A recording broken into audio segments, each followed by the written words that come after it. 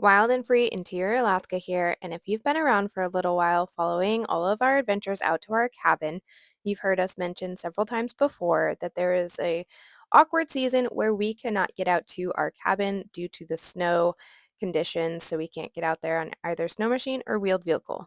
This means tackling projects on our homestead during this season, so we're going to be building a new large chicken run. So let's see everything that goes into making that come to life. Those of you with chickens know that chicken math is real. We started with just 2 chicks 3 years ago. Once we moved into our new house, we've had chickens previously before we've relocated, and my son hatched them in his first grade class and brought them home. Well, after 2 chicks, we decided that they needed a few friends, so we got a few that were of laying age, so we had 4. They started underneath of our deck at our house. I fenced all of that in and converted an old outdoor dog kennel house into a coop, but that wasn't large enough once we moved to the 4 chicks. So then I converted my kids' playhouse into their coop, and that lasted for a while. However, each spring after that, we continued to get more chicks. We had 3 more, then we got another 3 more, then another 3 more, then we got some older chickens again, and then this past spring, we've seen maybe a little bit here and there, we raised 6 more chicks. So now we are up to 22. Before we were at 22, we had converted an old bus stop into a chicken coop, and that's been fine, and we had expanded the run under the deck, but now they've outgrown all of that. So now we are working on building a much larger chicken run with the bus run converted chicken coop attached, plus the old playhouse coop, and make an addition onto the bus run one. Of course, that does not happen overnight. It involves quite a bit of work. So what you see here is me laying out all of the 2x4s and marking them to build all of the walls. So I'm framing up walls essentially. So once I've measured them 24 on center, I'm now using this square to mark where I'm going to be framing everything up. I find it's easier if you can mark everything ahead of time, and then it goes much quicker. I like to think of it like IKEA furniture. So once I've marked everything and set it aside and labeled it, then I can easily put it all together. So using this, just marking the 24 inches on center, going pretty quickly. Another thing that I found that's really helpful is just lining them up so that you can um, measure everything just once and then just continue your line down so that you aren't having to remeasure that 24 on center. So as long as they're the same length, everything's lined up nicely, just continue extending your line.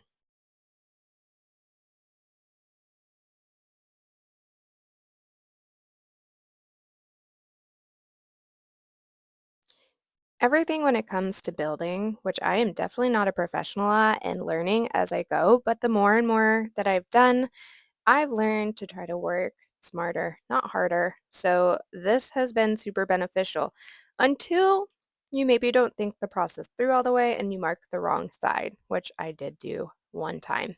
We'll get to that. However, in this case, marking where they need to go, easy peasy. I don't anticipate putting the framing together immediately rather than just moving it. So I figured while I was moving it, I might as well work a little bit smarter instead of harder and measure out everything as I went. So now I have it all marked where I'm going to be framing it all up so I can line up my 2x4s and then attach them with the nail gun. So progress, we've got these for the ground contact obviously, and those for the top. This is going to be for 2 sidewalls. So I'm just building the chicken coop run, and our ground's gonna be, slightly unlevel as it is. So I figured, yours makes no difference if it's off just a little bit. So I thought I'd try this method, and you watched me do it. And honestly, I executed it perfectly. Saved me a lot of time. Double checked them all. They're 24 inches left off, and that's what I'm gonna cut, so that this is going to be the 6-foot height for the framing on the back, and the front's going to be 8 feet, so that we have a nice pitch to our roof for all of the snow to slide off. Do you remember how I said that I didn't mark the right side? Yeah, well, when I was marking those to cut, I marked the wrong side because it makes more sense to cut them this direction. So I lied. I laid them all out once again and used my line from before on the edge and remarked where that 24 inches was, so that I have that 6 feet excess to then cut off. So I continued to just line them all up, make sure they were all nice and even for all the edges, and continue drawing my line and then double checking all of my work to make sure that it was not off. Typically, it all went really well. I wish that I had a much longer square because it made it a little difficult to keep everything nice and square, especially if the edge of the board is a little wonky, but for the most part, it was all perfect. So as I mentioned, one of the walls is going to be 8 feet tall and the other is going to be 6 feet tall. I wanted to be able to walk around in there. Under our deck, there were sections that we had to kind of bend over almost on our hands and knees or crouching and do like a little duck walk around. That wasn't enjoyable, especially when it came to cleaning out the pen. Very difficult. This time around, I wanted it tall enough where we could walk in there, easily clean it, but also I needed to have it a steep enough roof so that the snow would slide off relatively easily, of course, with our help. In Alaska, we have quite a lot of snowfall, typically 5 to 6 feet, if not more, and so I needed a steep enough roof that I could pull it off nicely. So that's why we're doing the 8 feet on one side, 6 feet on the other, like a lean-to style. You saw me cut all of those to 6 feet length, as that's going to be the shorter wall. These will be the tops and bottoms. And then this is an example of the longer 8-foot wall that I am going to work on framing up. Of course, a lot of people follow plans when they make their chicken runs. I am not, and I notice that a lot of people will turn the boards the other direction, probably so that when they're attaching the chicken wire or the hardware cloth, they have more surface area, but I wasn't sure that that would be sturdy enough for all of our snow. So I framed this up exactly like you would a regular wall. This run is going to be 32 feet long and 8 feet wide. So I have 4 walls that are 8 feet tall. I have 6 walls that are 6 feet tall. And that's because the end walls that are 8 feet wide are 6 feet tall, so that I can add the added support structure for the angled roof. So we just started with some simple walls by framing everything up. We don't have a lot of fancy carpenter tools at all, and honestly, a lot of them are out to the cabin, but if you do not have a nail gun, I highly recommend it. It has come in so handy to speed things up and make this process so much quicker.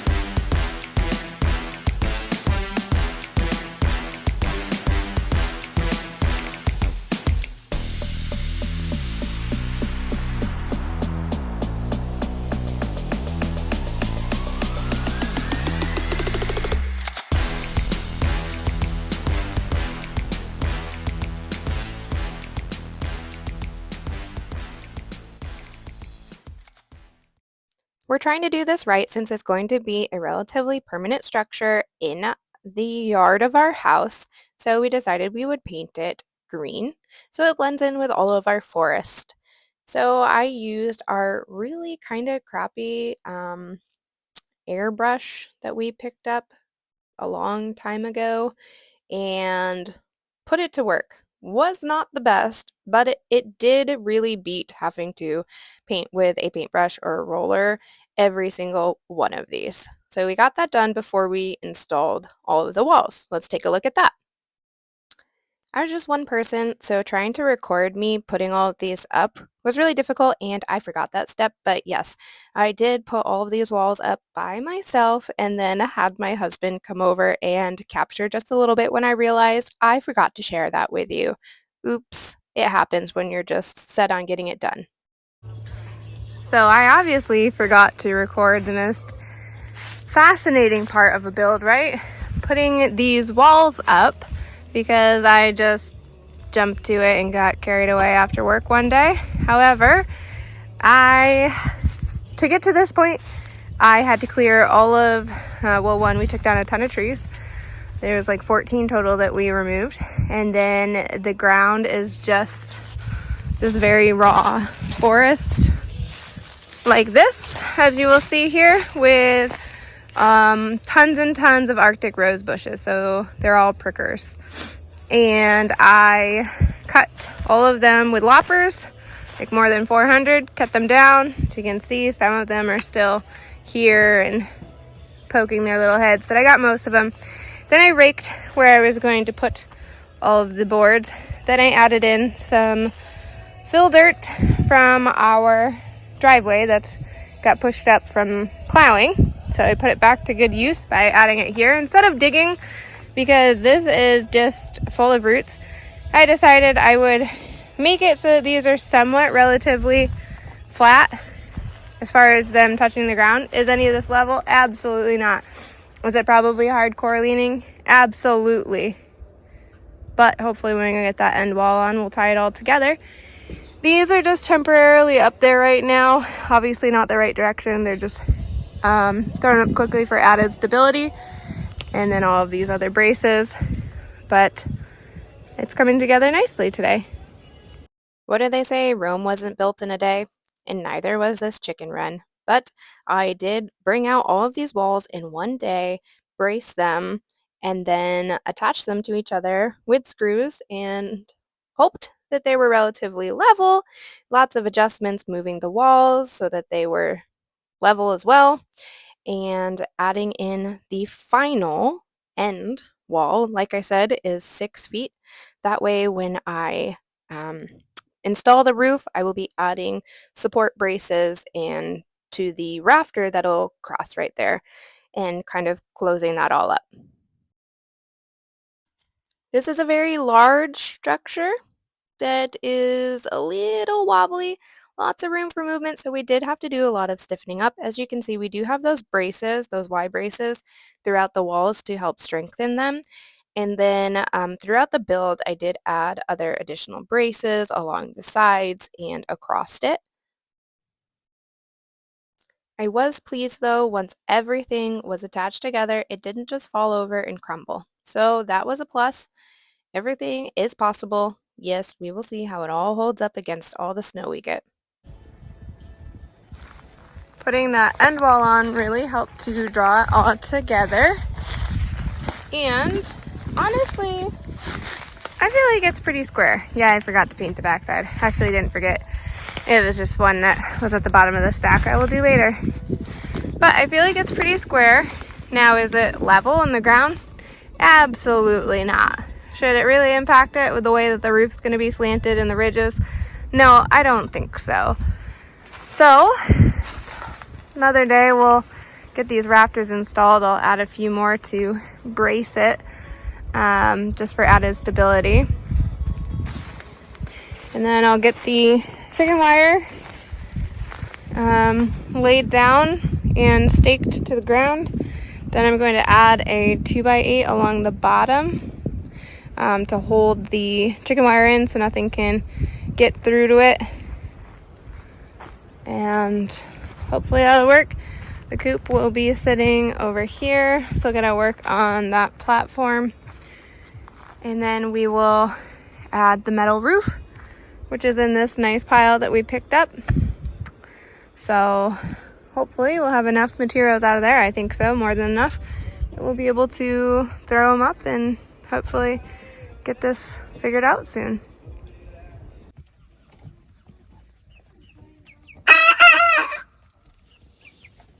I'm trying to remember to show you this time since you missed me throwing up all of these walls. And as I mentioned, I temporarily have those up there just to hold up the structure. So far, it's been fine. Today, I am going to install the rafter brackets. I was initially going to notch them all, but I decided for time, probably more accuracy and stability, I would use the brackets for the rafters.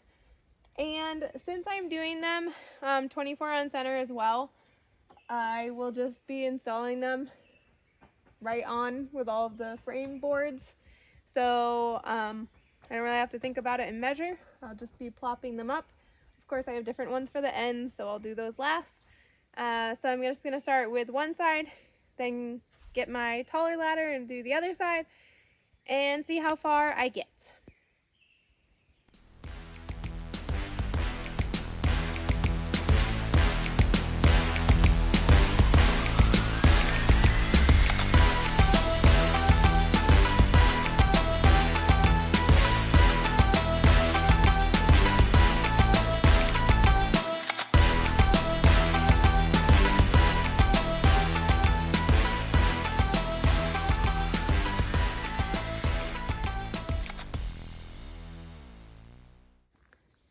Little progress update. So I got all the rafters on, and then I added these stringers for the metal roof that's going to go on it, hoping to get that on the next few days. As you can see, I only have chicken wire on for this small section so far. Not finished around the rafters yet, and you need to get the roof on to see what that looks like. I added these braces for support for the sides, and then for added stability, I have these that go across as well. I'll probably end up painting them. And then what you see here is the progress of a wall that will be completed with a frame at the bottom. And then there will be a door that I'm going to repurpose from our other chicken run door. So I'm going to put that there. So I'll cut that out and frame it. And this little section will remain open with the exception if we are integrating new chicks or have a chick, like a chicken that needs to be in quarantine, if it's sick, or if there's one being a bully or broody, etc. It can be in this section separated from the rest of them if necessary. Otherwise, like I said, the door will always be open unless it needs to be closed, and then our little coop will be off of that end, and then our big coop will be off of this end, and I'll likely have to expand that as well and make it bigger. So that'll be another project, but for now it'll be all right with a combination of the two for use full time until somebody needs to be quarantined or integrated, etc. And I will also paint it. That's just reusing some shipping crates. So progress.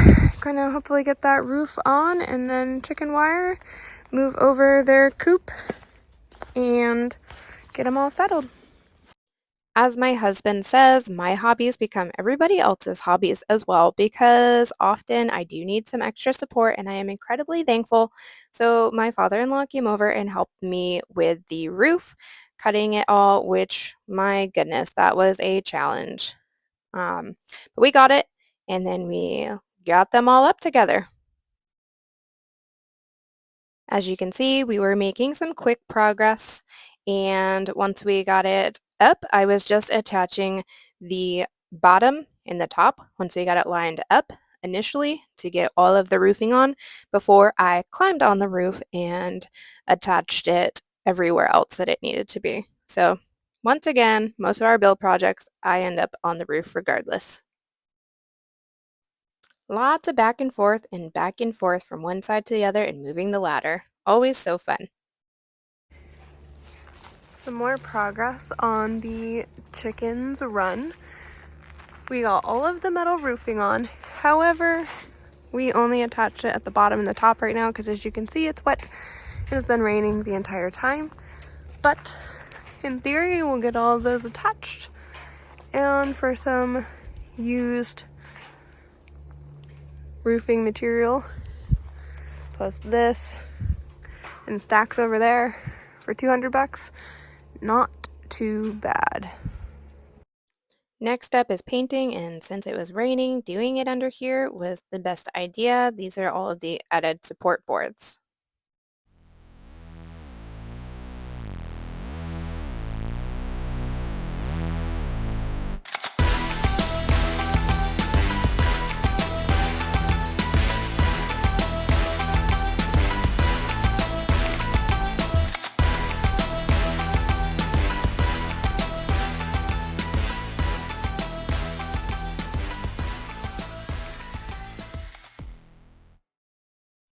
The moment we've all been waiting for, moving the coop from one side of the yard to the other. We did move it from my father-in-law's house to here, and it went much smoother than it did this time around, as you are about to see. We did not have enough people with eyes and yelling to us what was about to happen, but it's okay because no fear, I ended up easily fixing it and not too concerned. But here it goes. 3, 2, 1! Oops, but like I said, no fear. We corrected that once we got it moved around. We weren't moving it far, so we didn't need to really load it on all the way like we had when we first moved it over here.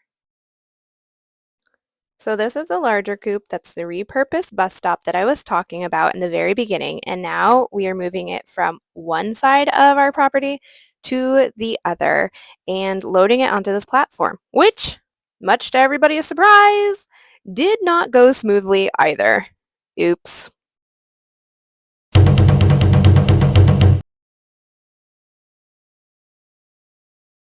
Three, two, one! To be honest, it went exactly as we expected. We knew that it was not going to sit level on there when we dropped it down, and it was going to be shifted. Thankful that we have the Forerunner with the winch, and we were able to somewhat get it back in place. The chicken run is finished. The coop is brought over, and that was an adventure. So we moved them in, and we added these crossbars. They were left over. So there is some cross support just to help with the sturdiness since it is pretty big. It's 8 by 32. And then we have these repurposed fascia boards and some extra boards along the bottom to help with our chicken wire. It's not buried, but this is helping as well. And then there are stakes throughout that's also pinning it down. And then over on this side, the little girls have, and boy, have their little run over here. I'll get closer. So they have this section, and then their own coop, which is a repurposed kids playhouse that the kids outgrew, with an extension for nesting boxes with a dog box. So we like to repurpose things here. So they have their own section right now while they still grow before we open the door, keep it open so that they can all be together. And then our coop, moving it over was an adventure. I'm going to put some metal roofing over top because our roof was getting pretty old anyways and got a little bent out of shape, a little more than last time. You see, we had to put it up really high because we needed to make sure that this angle roof was over top of that roof. So as the snow goes, it'll fall there and then everything can then drain this way. Same thing with rain. So that we won't look too closely at. I'm probably going to build like a little skirt for it of some sort. Gotta get another block for the next step. But it's working right now. And honestly, I'm kind of liking it this high because that means that I can just open up and grab their eggs. Hey, baby. Becky's laying. Grab their eggs. I gotta put their nesting boxes back in. And then cleaning will be easier because now I'm like at the height where I just can shovel directly onto the sled that I always put. So I'll be able to balance the sled, shovel directly onto it without having to bend over. So I'm loving this new feature. I will be planning on painting it green to match in the near future, but we've been at this nonstop for the last 2 days, probably 8 to 10 hour days, and pretty tired. You know, it looks pretty funny, so I will work on that to some extent. Maybe not be so funny looking. We'll see. But it works. And yeah, it's just been a labor of love for them. I think they're pretty happy in there. I'll show you the inside. So in with the chickens, we have plenty of head space now. We also needed to make sure we had a pretty good slant for our snow so we can easily pull it off. They are happy. Dust baths galore. There was like 9 of them piled up over there, all dust bathing. They've got their foods in here, their little water shelf. They're figuring out their new big ramp into their coop.